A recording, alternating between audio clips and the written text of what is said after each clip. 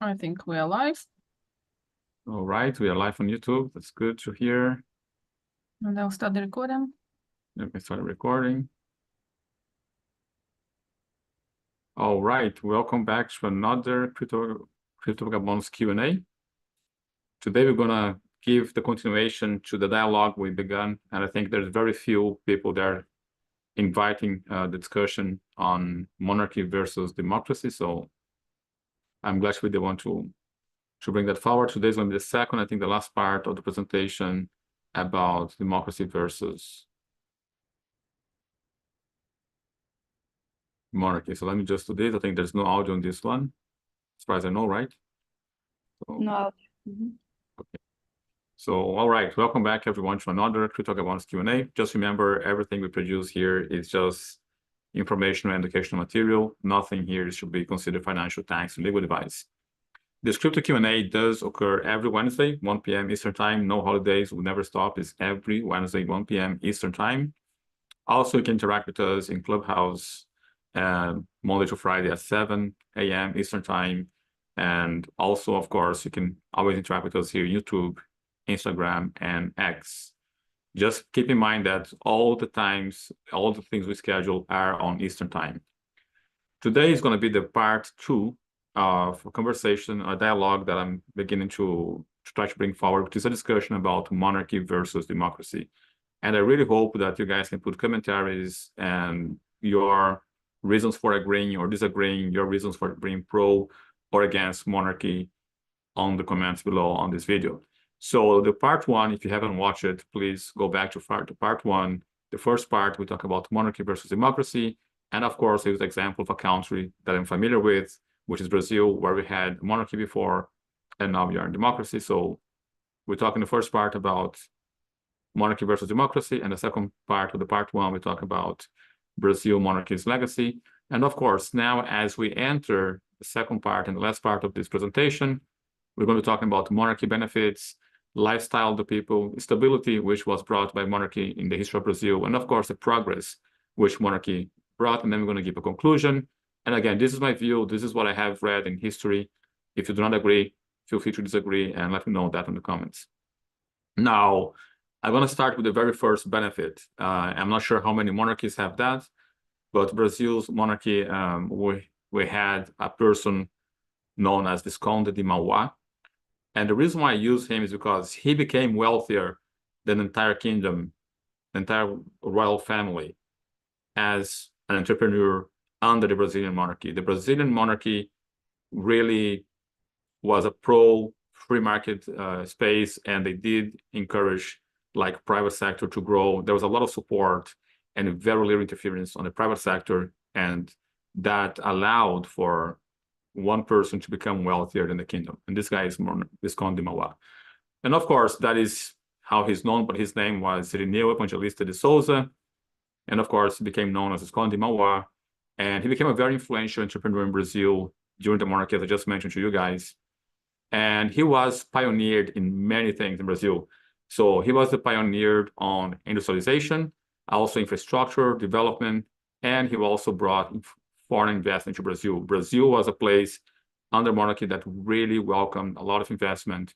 And Visconde de Mauá knew how to gain people's trust and how to run business. Let's put it this way. He also had a bank. Now, a lot of initiatives, railways, factories, trade, and again, banking was created by him.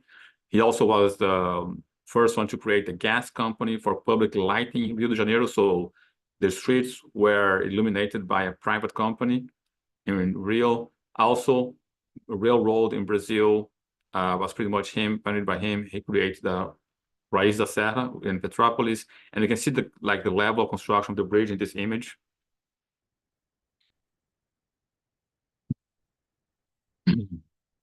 Now, here we have it. The first paved road as well in Brazil, in Juiz de Fora, was by Visconde de Mauá. He also implemented submarine cables. And if you guys want to find out more about submarine cables, we have a video precisely about that. But he was one that connected a telegraph cable between Brazil and Europe. Now, this was just one guy, one entrepreneur, which I think to me, is a role model. I really admire his life. If you guys want to find out more about him, I can investigate more and make a presentation because I think he's one of the best examples of entrepreneur in Brazil. Now, that was one example of what one entrepreneur could do under monarchy. Now let's talk about monarchy versus democracy, the lifestyle, stability, and the progress that brought to Brazil. So in the history of Brazil, monarchies provided a sense of continuity and national identity. And continuity because a monarch's decision would affect his entire lifetime and the life of his offspring as well, contrary to a politician that has a 4-year, 5-year shelf life. So one of the greatest monarchs of Brazil was Dom Pedro II. He created a very stable environment that fostered cultural and growth in education. He was created a lot of initiatives for Brazil in terms of cultural, like the museums, like art, and the private bank was also by him. So the citizens start to enjoy this sense of unity and connection to the historical roots because the crown of Brazil, of Portugal, was in Brazil, and that gives a sense of an extension of Europe in Brazil, contrary to what we have now. So in my view, when I look at this history, it was really created this sense of like, we are one unity with Europe. And of course, that got cut off with democracy. Now, contrary to monarchies, democracy, in my view, they create a greater division on the population because of this voting system. So democracies can sometimes subject people to a lot of change in leadership, through elections. Every 4 years, you have a different party. And I think doesn't give that sense of continuity when compared to monarchy. So, and of course, when you have that kind of change constantly, it shifts priorities, it impacts citizens, and doesn't give the sense of stability or cultural identity because it would, the next 4 years would depend on which political party or which politician won. And then you see like cases like in Netherlands, one person gets a majority and then people are rebelling against it, where we are dealing with too much short-term changes in democracy. In monarchy, we don't have that. Now, because you have this sense of continuity, which I mentioned to you about monarchy, in the time of monarchy for Brazil, in my view, was an example of continuity, economical support, and also because Dom Pedro II welcomed modernization, Brazil was seen as a very modern place to be during his time. And again, another benefit of monarchy. So the industrial sector flourished, infrastructure projects flourished, not just with Scandinavia, but other entrepreneurs. Foreign investment came because they knew the monarch, they trust the integrity individuals of the family. And of course, all of that contribute to long-term stability because we didn't have to worry about who is going to be elected the next 4 years. So that to me was one of the greatest benefits of Brazilian history. The monarchy giving the sense of long-term view versus a short-term view of 4 years of democracy. So, and again, democracies allow for the public involvement through the vote, and they can, of course, vote on policies, and all of that creates uncertainty. And here's the thing, though, that I'm going to say, and I think in this video is going to get me to trigger most people, and it's going to get me in trouble. I don't see a world where the majority of the population being poor, the population is going to be able to vote for things that are going to make the country wealthier. So that means another problem with democracy. You have people, like in case of Brazil, at the age of 16, who are voting. And I think the more we give this voting to a majority, majorities are not always right. To me, to the contrary, if the majority of the population are poor, I don't see how they can vote for things that are going to make the country wealthier.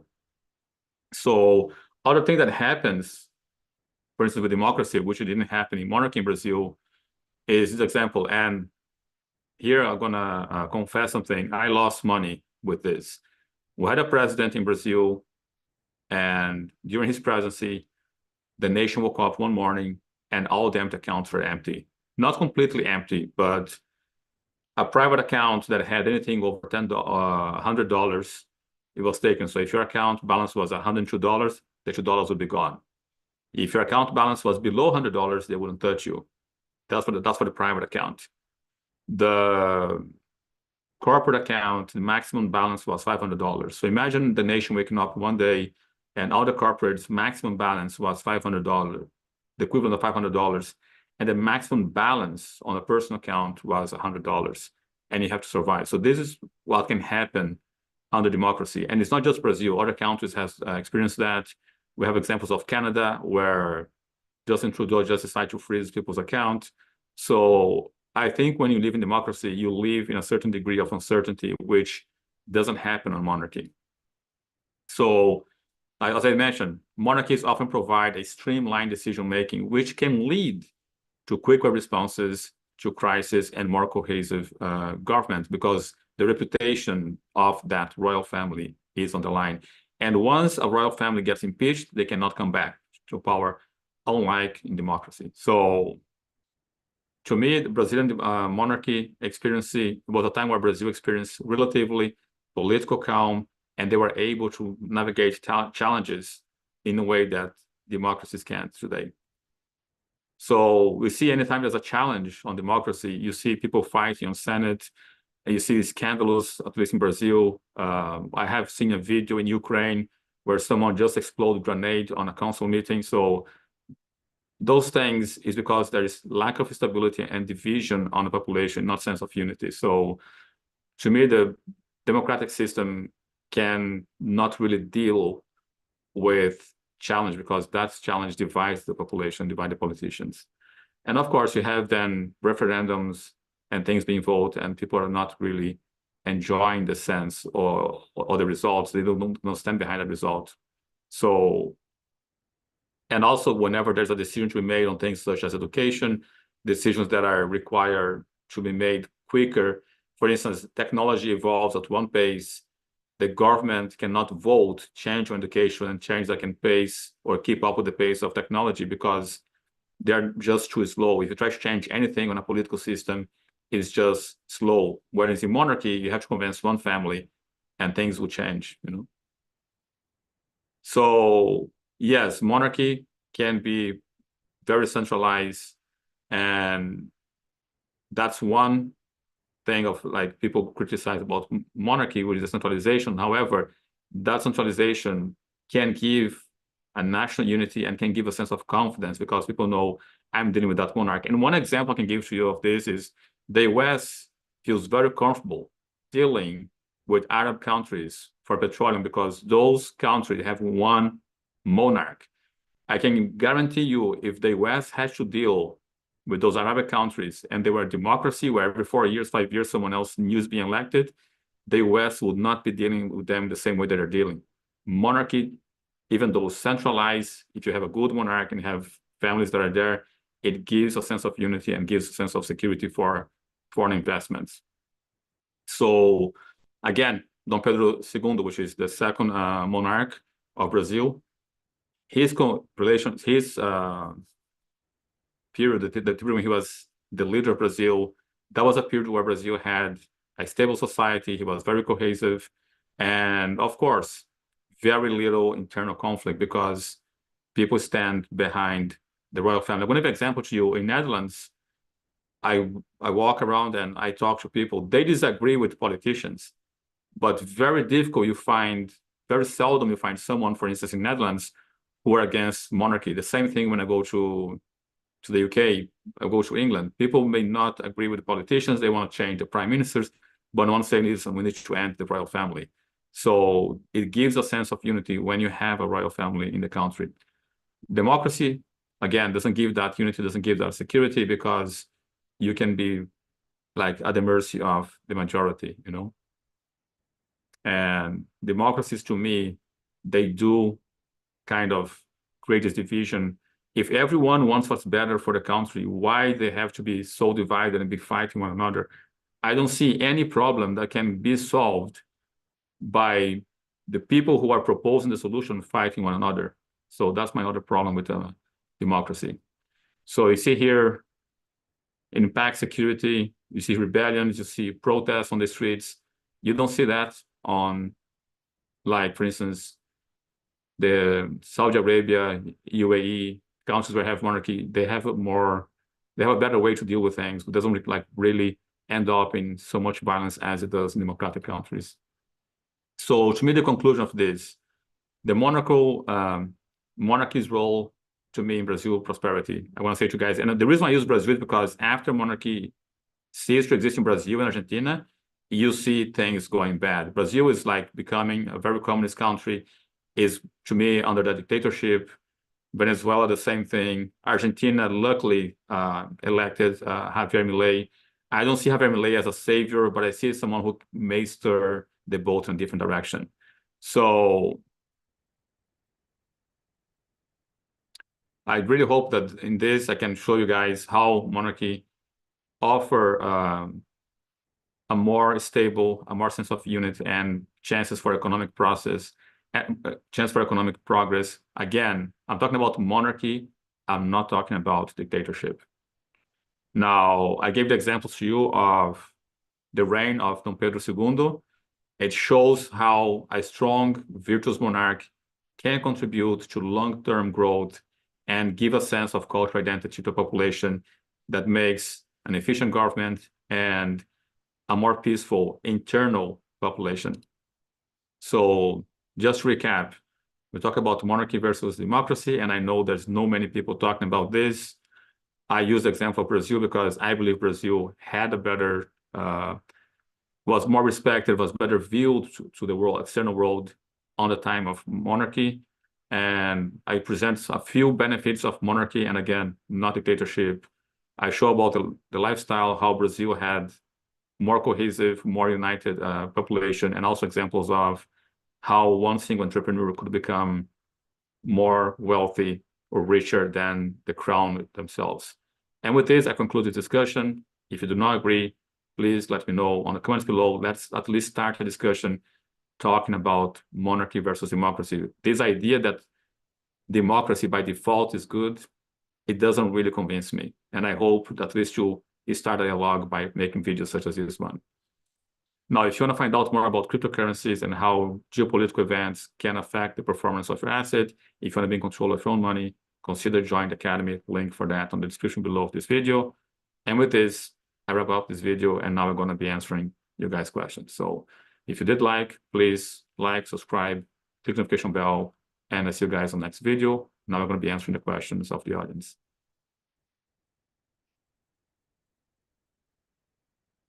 Well, we've got more people as the presentation went, so I'm glad to see that you guys are here on a holiday or close to the holiday. So any questions, anyone? It doesn't have to be about democracy versus monarchy. It can be about anything else.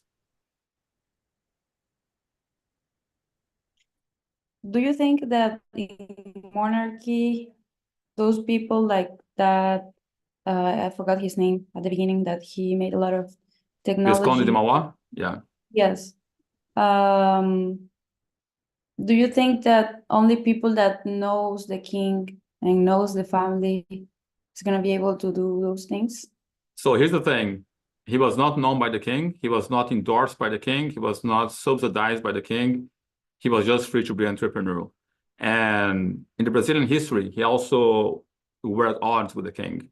There were things that the king did not approve or like not staying behind, but that did not stop him from pursuing his ideas of entrepreneurship. So the reason why I use him as an example is because it's precisely because he was at odds with the monarchy family in terms of like he didn't have the monarchy's family blessing in the sense of, oh, we're going to be supporting you, you are one of us, you can like say that you are our friend. No, he became powerful, and then in the future he became someone who had access to the monarchy family because of the wealth and what he and the good he did for the country, but was exactly opposite. So in his case.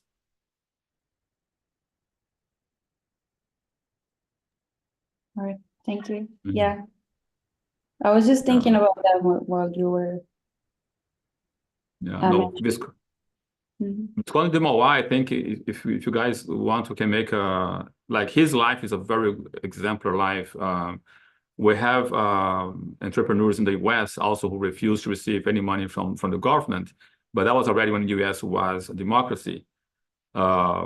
This case is the only case that I know of someone who was an entrepreneur in a monarchy. He didn't have the help from the king or the royal family, and he managed to become wealthier than the royal family. So that's the only example I know, and maybe it's because it is Brazilian. If somebody else knows, I would like to know like who in a monarchical country could become wealthier than the kingdom, you know.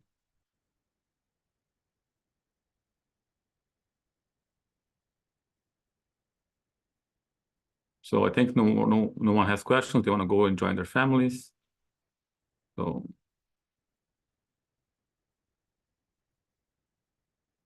if you guys don't have a question, I have a question for you guys.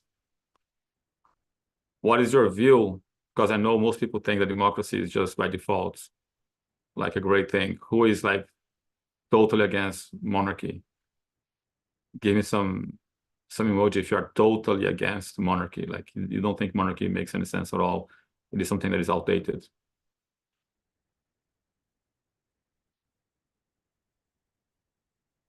Well, nobody's giving any emoji or comments. Okay.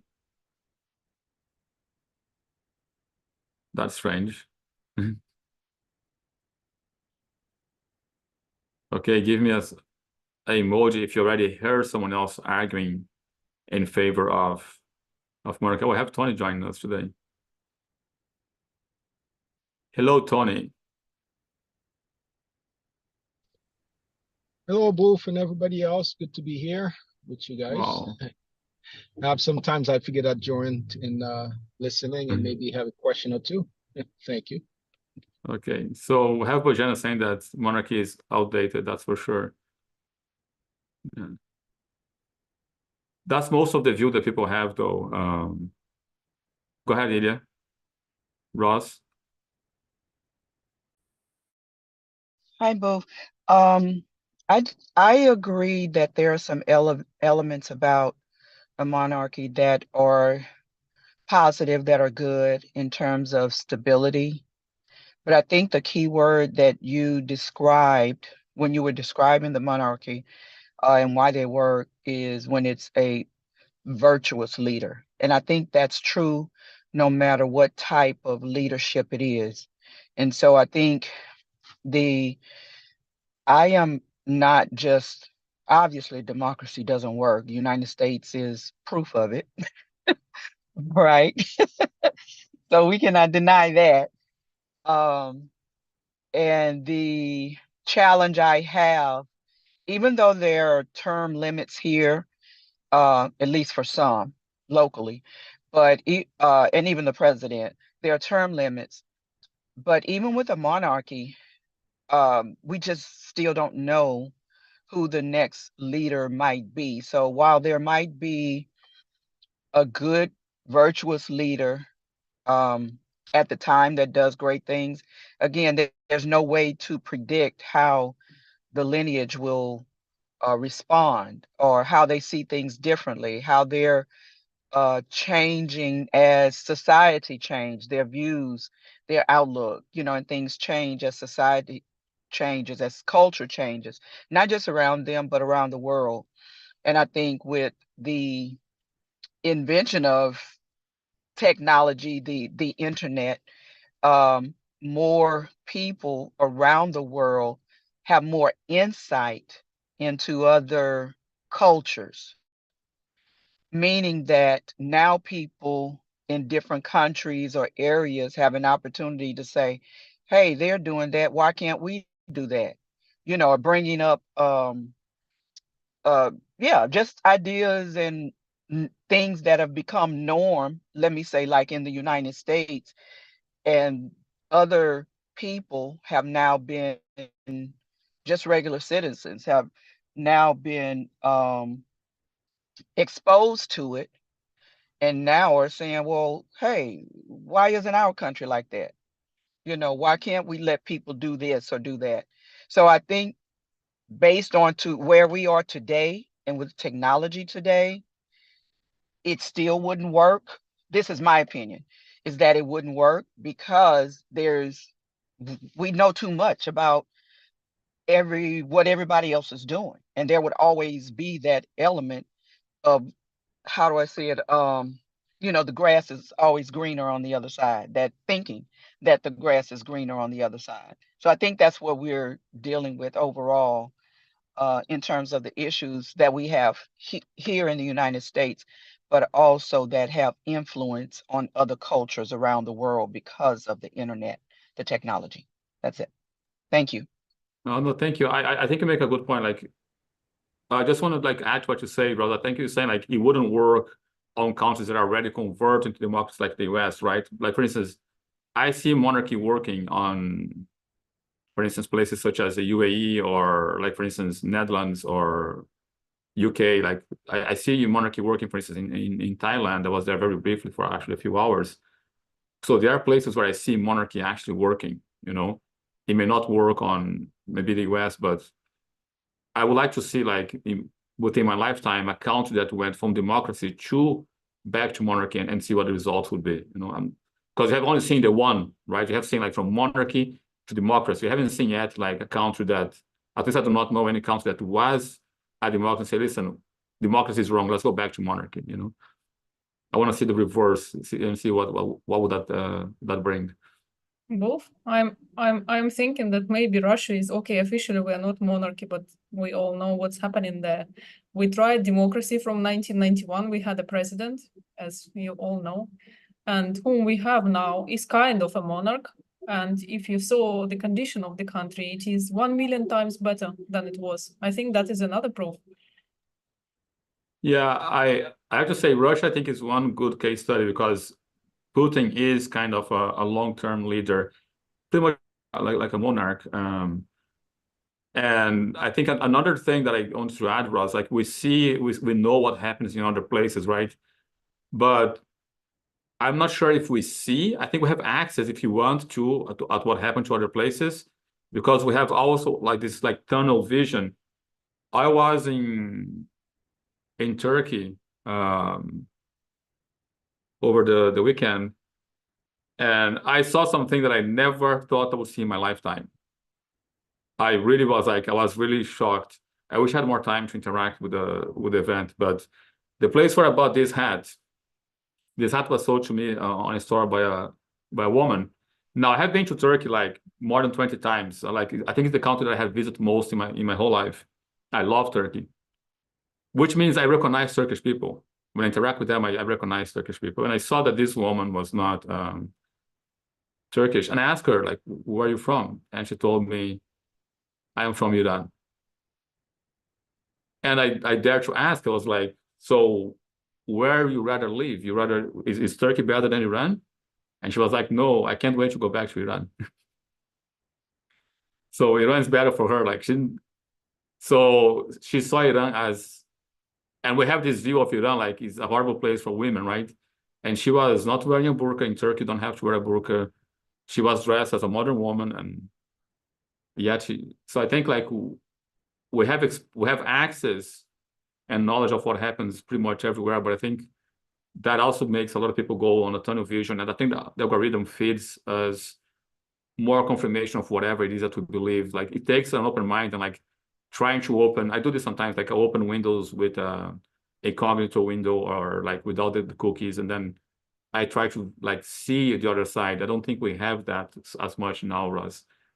I'm not sure if I'm getting across what I mean to you, Russ. Yes, I think I understand what you're saying. Yeah, I think that I mean I do agree to a certain extent. I do also know that some people I guess just inherently with humanity, we're more drawn to typically our comfort zones and the things that we know and the things that we believe to be true, or traditions or ways that we have been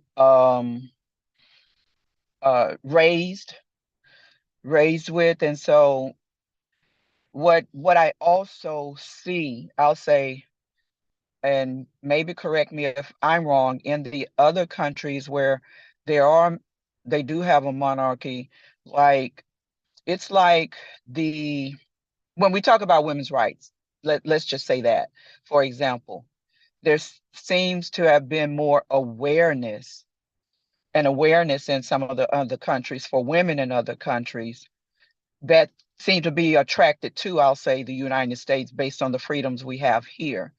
I'm not saying in terms of just treatment, but again, the way they dress. I know there are women who want to have more freedom in other countries and the way they dress. Well, under the monarchy, that they, I guess, would dictate that, right? But also, again, with the internet, having seen what happens in other countries, I think that has, and that's what I'm saying, I think that has influenced some of the movements that have happened that have been counter-cultural to those other countries. Yeah.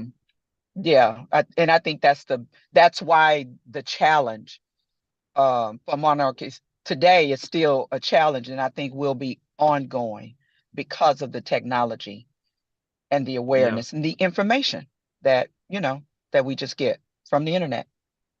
Yeah. I think we are not yet, I think our brains have not yet adjusted. Our culture in brain, I would say brain and culturally, we are not prepared to know as much as we know. And I want to just give a few examples. I have a discussion very often with people, like, let's say, for instance, I go to a restaurant and have dinner, and I see something, I'm like, something like you're never going to see me doing. But I see people doing this very often. It's just one example, right? People go to a restaurant before they touch their food. They don't say grace, right? They just take pictures and post that on Instagram, and that's what we are eating. And I'm like, Rose is laughing. But to me, it's like, are we prepared to at least take 30 seconds, 3 minutes to think of, like, the consequences of you sharing with 100,000 people what you're eating, where you are, every time you go out? I'm like, I don't see people actually taking those things into consideration. Like, it used to be that those events, only a handful of people would know. Like, if you went to a dinner in a restaurant, and most likely they would not know what you ate until you came back home and told them what you ate, what delicious meal you had. Like, I just find, like, people are really giving all this information out without even considering, like, wait a minute, what are the possible consequences of this? I think it scares me to see that. Like, every time I go to a restaurant, I see that, I'm like, as a hacker, as someone in the crypto space, I'm like, people have no clue what they're doing.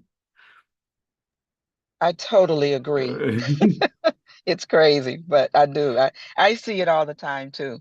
And some of the things I see and what people are posting and the information that they share is so I call intimate, where we would consider like just reserved for, again, those who are close to us, those experiences for people that are special, we have connections with.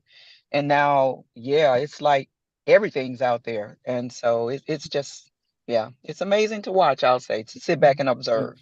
Yeah.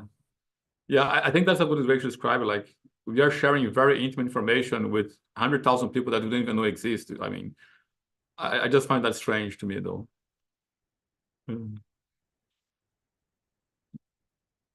So, Tony, you came just after the presentation. We were talking about monarchy versus democracy. And I think you and I, Tony, have talked about that in Clubhouse. So I have a question for the people who are here. Like, and also I want to acknowledge the commentary from Bojana.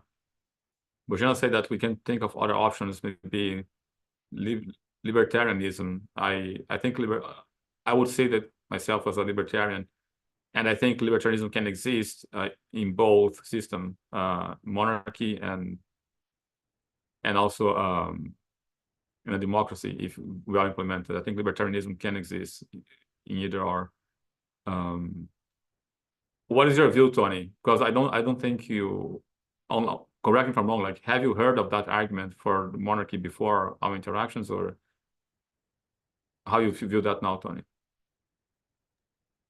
Yes, I believe we've had discussed that sometimes ago in Clubhouse room. It's always a good discussion. And Is it just me, or I can't hear Tony? I can hear Tony. It's very low. I can hear him, but it's very low. okay. I'm gonna fix my mic. Give me a few. Thank you.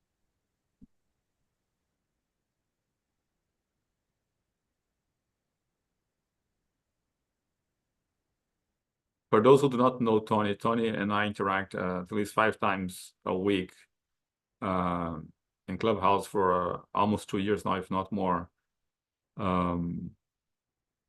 Yeah. And he's a very traditional man, I would say. I think that's the best way to describe Tony. And I could be wrong by saying that. So I just want to give you guys know who is speaking. And I think that level of commitment to tradition can be misinterpreted. I have received like messages in Clubhouse like, oh, he's this, he's that. I'm like, no, you guys got it wrong. He's just a traditional man, which is becoming seldom to find nowadays, to say the least. Go ahead, Tony, if your microphone is fixed. Is that better? Wow. Wow. Fantastic. Yeah. Much better. Yeah, no, my view about monarchy is, it's very, very traditional. Very traditional.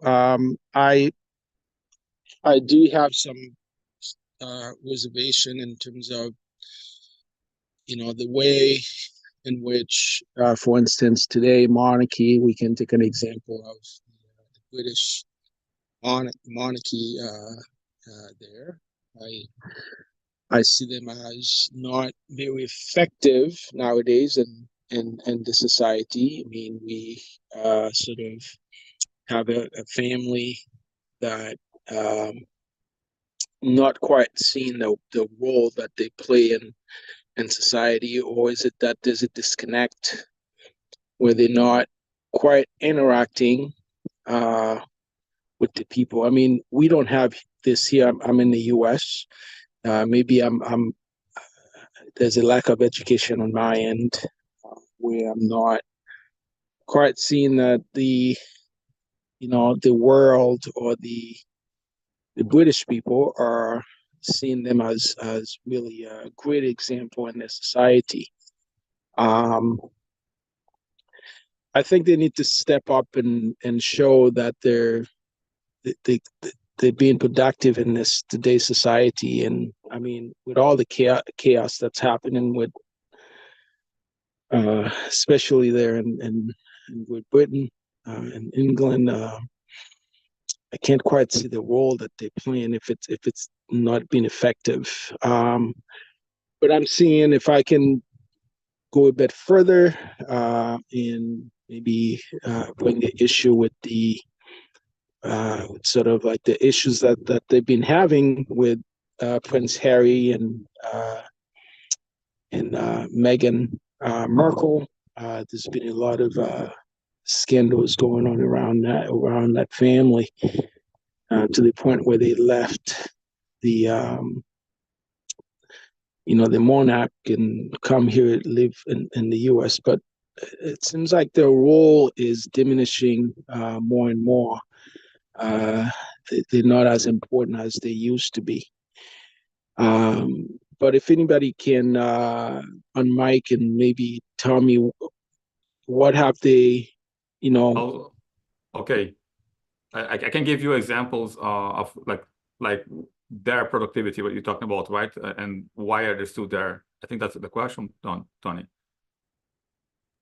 Precisely. Okay. So, but one thing I also want to point out is that they're like the UAE, for instance, the United Emirates is one kind of monarchy, and you have a different kind of monarchy in Britain.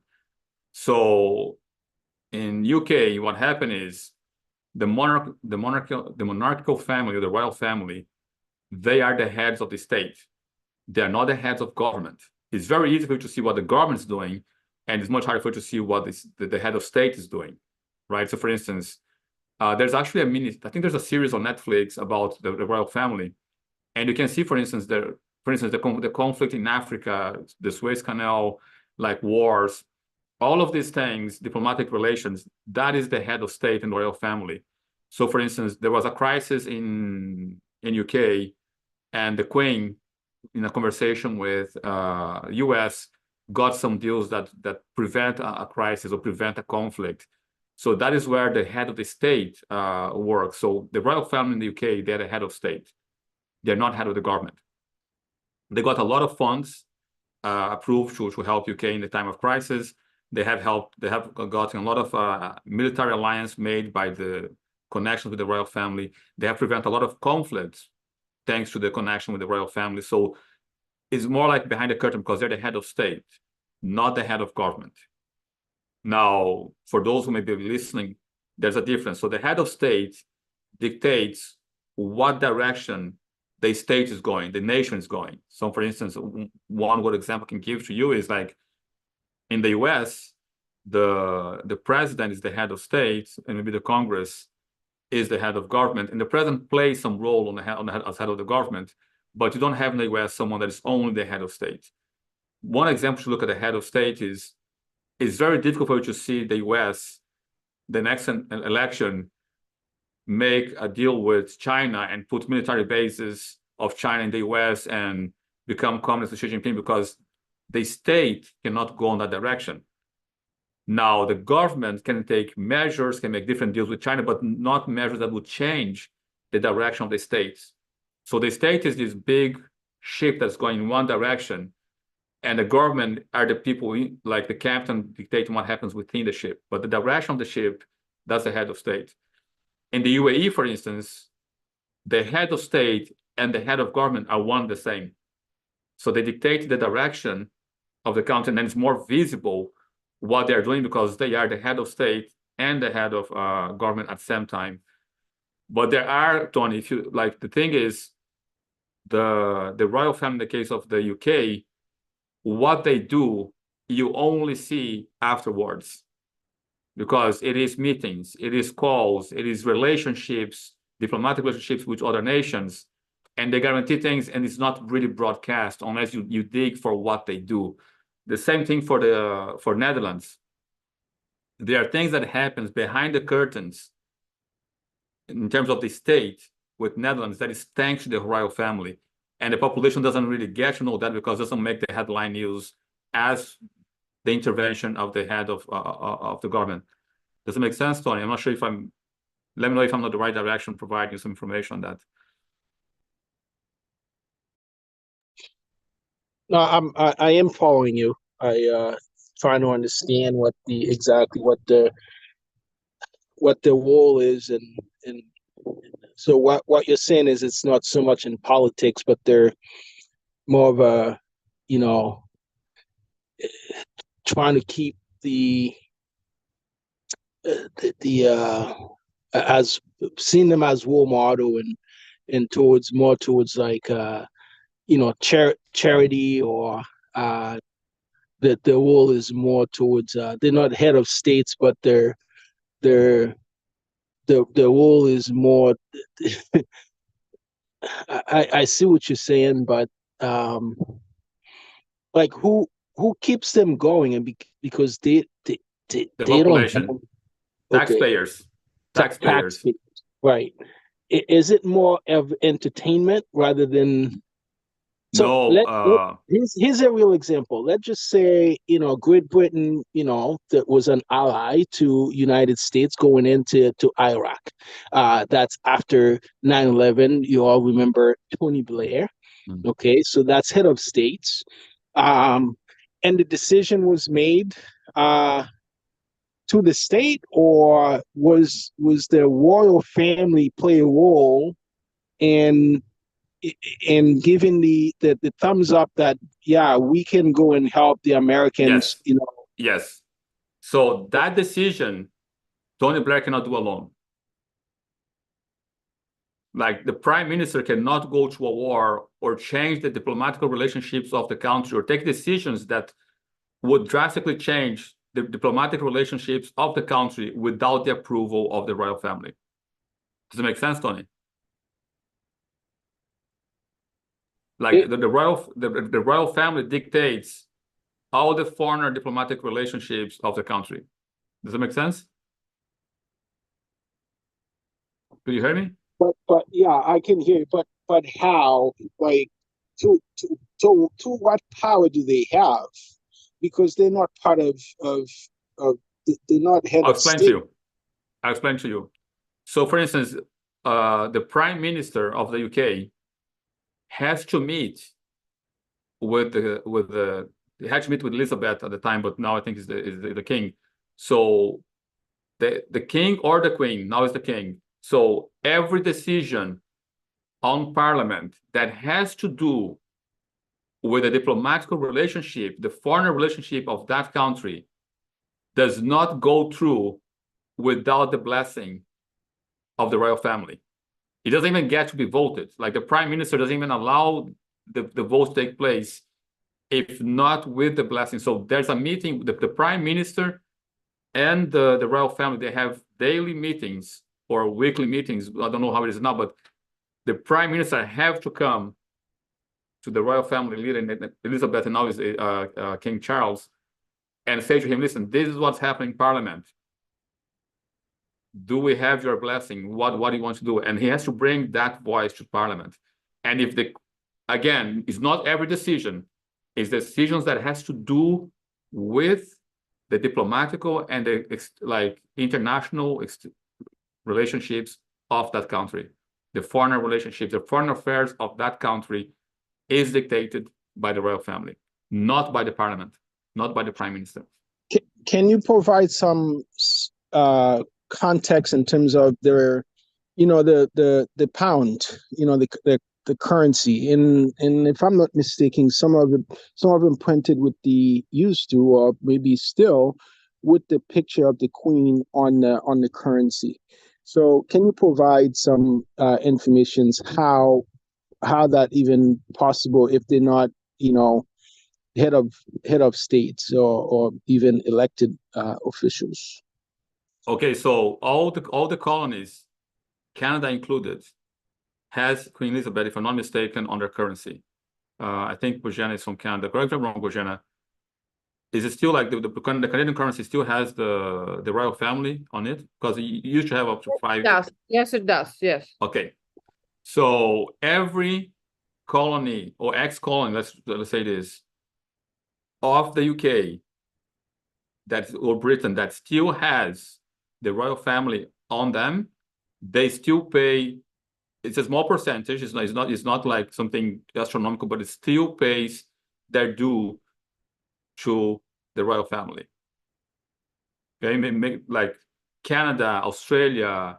I'm not sure about India. I don't think India anymore. But countries, if you live in a country that used to be a colony of the UK, and there is the face of the royal family on your currency, your country still pay a small percent. I think it's fragments of 1%, but they still pay their dues to the royal family. And they still have a very strong relationship, diplomatic relationship with the royal family. The royal family does not have any power to interfere, but there's still a friendly terms. Like they still like the idea of non-aggression and friendly terms between those colonies and the royal family. And I can make a note, Cora, for me. And like we can make a third presentation, and we want to use the UK for this.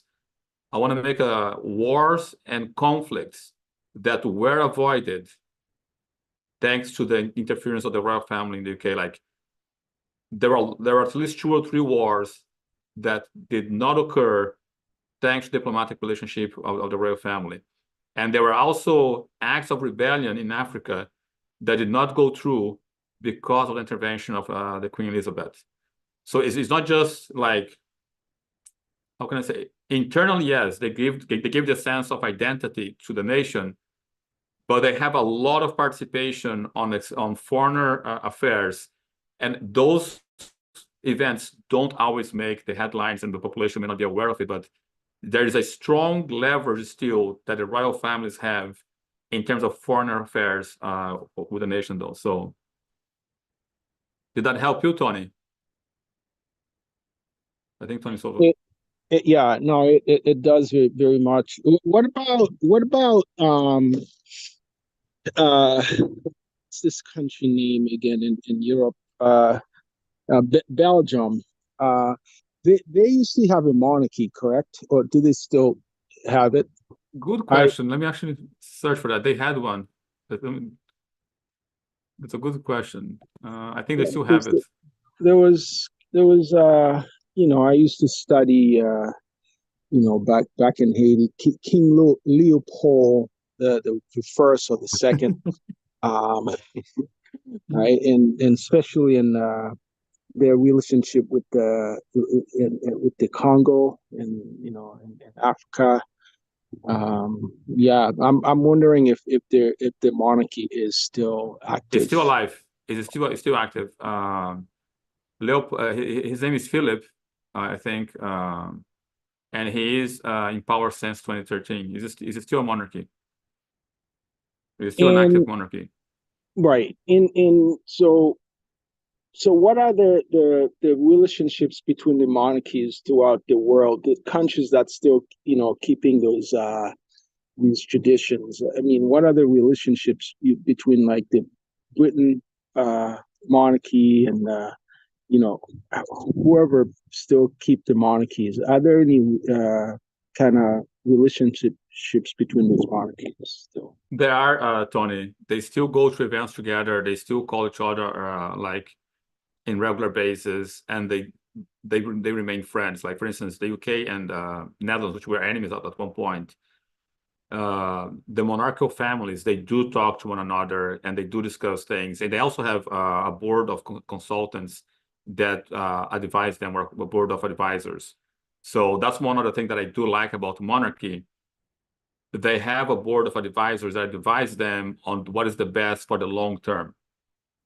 And many times those are very bitter decisions that has to be made. But they do have a board of advisors. They have different people playing different roles.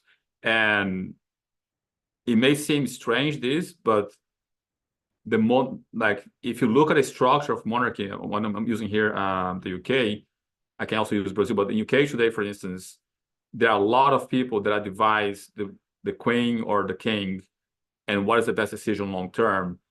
And here's the thing: there's a huge individual sacrifice, personally speaking. We call the weight of the crown.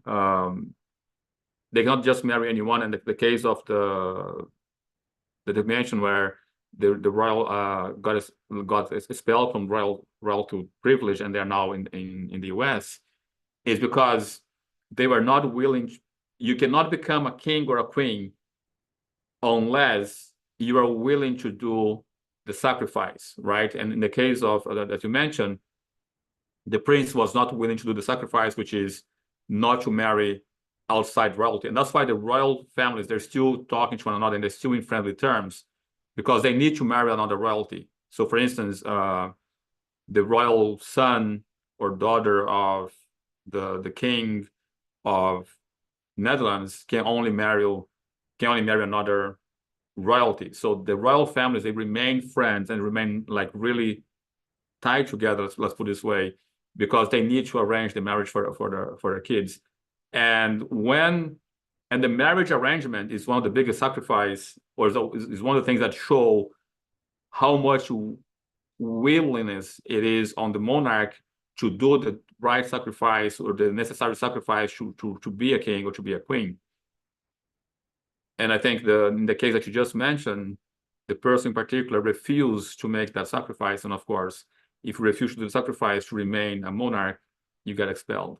So it's not just, oh, I'm the king, I can do whatever, or I'm the queen, I can do whatever. There are a lot of guidelines in terms of virtue that is required for you to be the symbol that people aspire to like. You're also a symbol internally where people see the royal family as an example of virtual dignity and so on, right?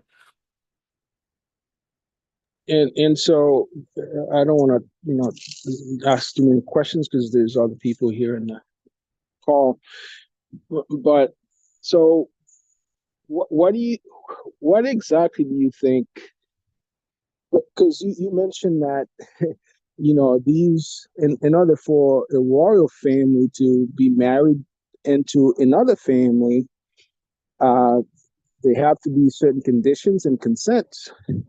And so I'm kind of spinning that towards the Prince Harry and for example, Meghan Markle, as to what do you think went wrong there tragically? Do you think that there were fierce disagreement between, because maybe there was no approval within the royal family to marry somebody out, not only not outsider, but somebody with a different culture. You mix with Hollywood and somebody who's been making their own sort of money. She's already have wealth and she can support herself. So how do you think that play a role into the Okay, conditions? the first thing I want to say, because I think it's going to come up, he's not out because of her color skin.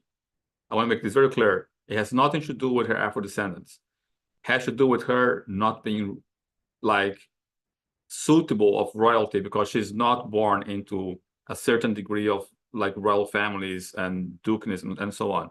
So the whole issue is he wants to marry and bring into royalty someone who is not royal, right, by birth. That's the issue. So, and yes, I like this in terms of choosing freedom over royalty. Yes, that's a choice that someone has to do. But one thing that I think is also important to understand is like in the case of the commentary of Ross, like if you are not willing to sacrifice your individuality, if your freedom is more important to you, if your individual freedom is more important to you, I'm sorry to say you're not suitable to be a king. Because a queen or a king has to be someone who understands that the role of royalty, the virtue of royalty, supersedes your own individuality.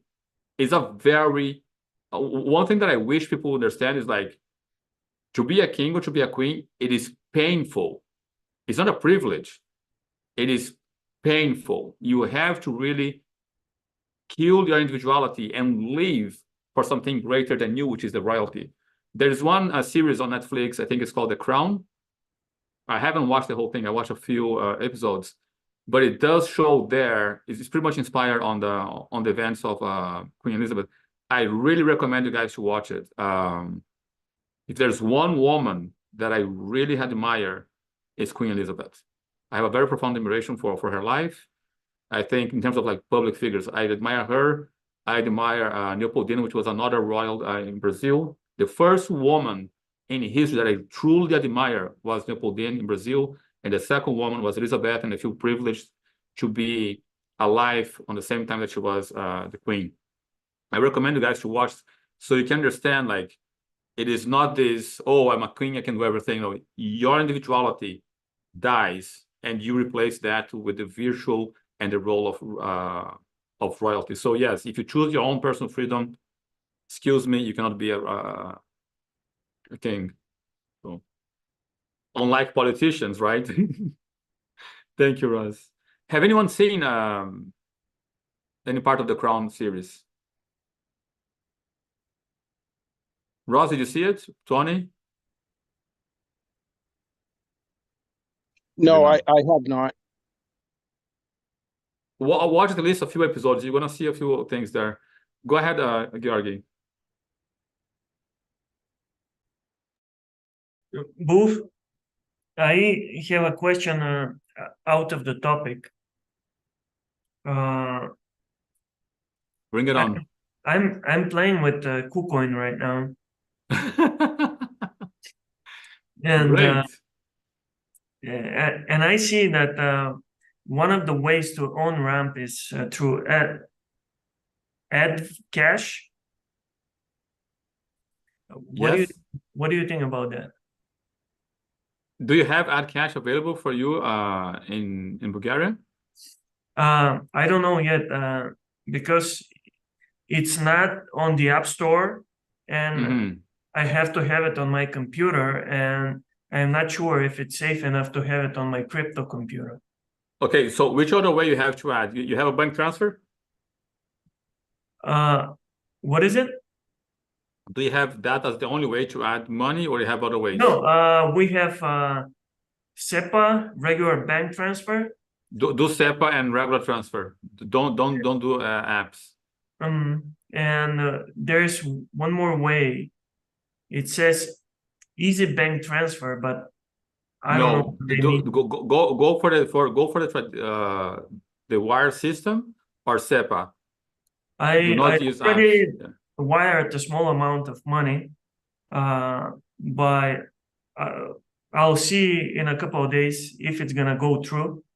Because here the payment details, the name is someone in Lithuania and the address is in Lithuania, but the bank is in England with the English address of the bank, and I don't know if my bank is gonna go through. Okay, try That? SEPA or regular transfer.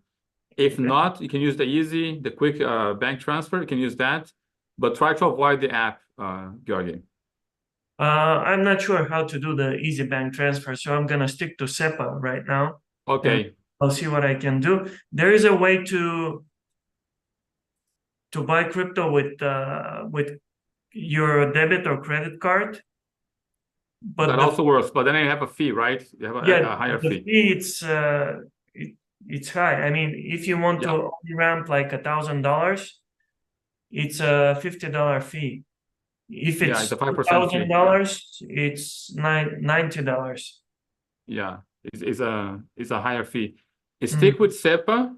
I think for now, if you have to, I think that's the best one. Try to keep the app as your last option though. Okay, because I didn't want to have it on my computer and no, you don't want to add apps to your computer. Yeah. Okay. You see, that's why I wanted to ask you if it's safe or not. But it's not dangerous, but it's not safe. It's likely unsafe because it's an app. It can be hacked and can compromise your information in ways that is like, and it also doesn't have withstood the test of time. So I prefer SEPA or wire transfer that we already know how to deal with those consequences. Apps are something that I try to avoid at all costs. They also have peer-to-peer.